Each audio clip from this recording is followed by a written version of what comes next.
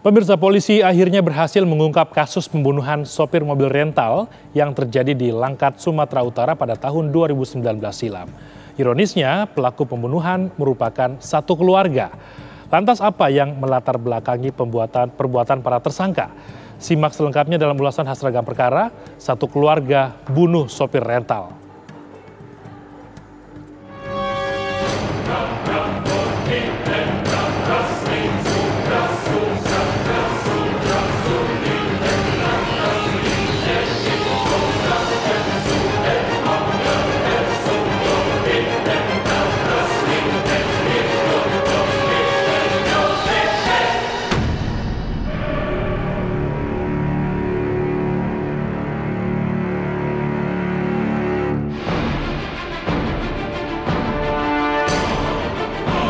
Warga Dusun Paritlimo, Desa Jatisari, Kecamatan Padang Tualang, Kabupaten Langkat, Sumatera Utara mendadak geger.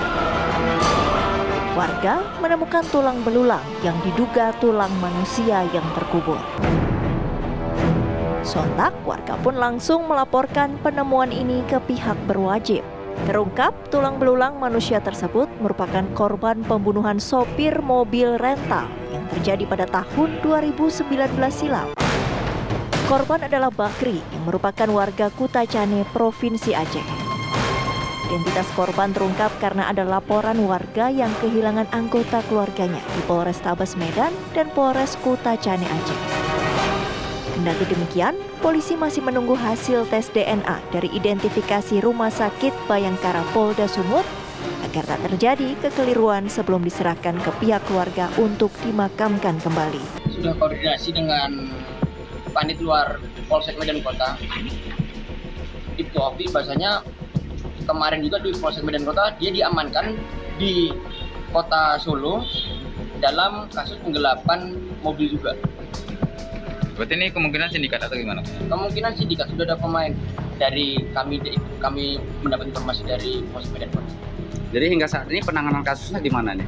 Ini penanganan kasus sampai saat ini kita kebetulan sudah naik proses sidik dan sudah penetapan tersangka juga, dan kita sudah lakukan penahanan terhadap tersangka atas nama Marwan Saputra dan Arianti ini, dan kemudian bapaknya masih kita lakukan pengejaran. Lantas siapa dalang pembunuhan korban? Adalah MS dan istrinya A, penyewa mobil rental korban yang langsung diamankan polisi. Disebutkan ayah tersangka juga turut terlibat. Diduga kuat para pelaku adalah sindikat penggelapan dan pencurian mobil rental. Pasalnya, para tersangka juga pernah ditangkap terkait kasus penggelapan mobil di Mapolres Solo. Pembunuhan berawal di tahun 2019. Kala itu, MS dan keluarganya menyewa mobil dari Medan menuju kota Kutacane Aceh. Di Jalan Lintas 3 Binanga, Kabupaten Karo, seorang keluarga MS berpura-pura merasa mual dan ingin muntah, sehingga meminta mobil berhenti. Saat sopir keluar, tersangka MS menjerat leher korban dengan tali lalu menusuk perut korban dengan pisau. Mobil kemudian dibawa para pelaku kembali ke Langkat.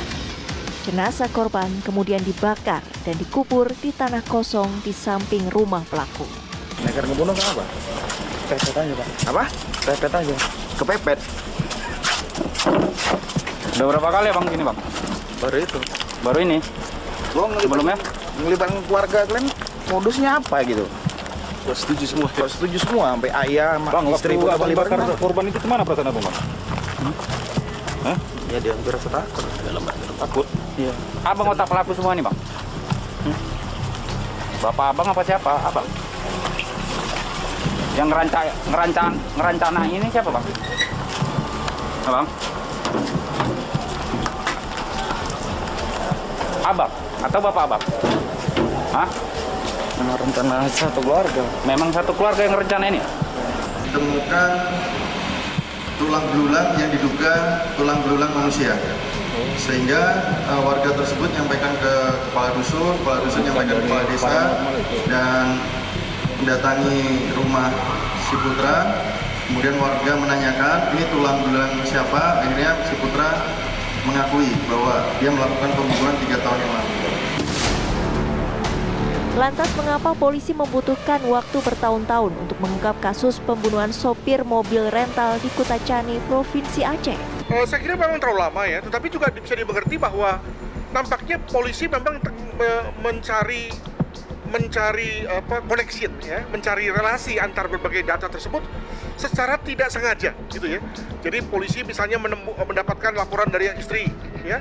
Polisi mendapatkan laporan ada orang yang merasa ada gangguan akibat dari debt collector yang yang menekan gitu kan. Nah, kemungkinan semua itu terjadi di berbagai polsek atau polres yang berbeda-beda ya, ditangani oleh berbagai pihak yang berbeda-beda pula dari segi petugasnya, sehingga kemudian butuh waktu untuk kemudian sampai di satu meja yang sama, misalnya meja Kasat Serse Reskrim Polresta Medan misalnya begitu ya, yang lalu kemudian mulai melihat loh ternyata ini ada hubungannya ya. Nah, memang di sini lalu kemudian kita mulai berpikir mengenai pentingnya digitalisasi ya, digitalisasi dalam rangka pemeriksaan kasus, dalam rangka menghubung-hubungkan berbagai fakta, sehingga kemudian kelihatan bahwa ternyata begitu sudah saling dihubungkan, maka terdapat satu mosaik besar ya yang memperlihatkan bahwa ternyata temuan ini ada kaitannya dengan temuan yang lain. Jadi saya pikir oke lah, memang mungkin terlalu lama, tapi itu menjadi satu call ya, satu upaya kita kepada Polri untuk membuat satu digitalisasi secara lebih bagus, sehingga kemudian lalu hal-hal yang sudah sekian lama tidak terungkap bisa terungkap pada saat yang lain.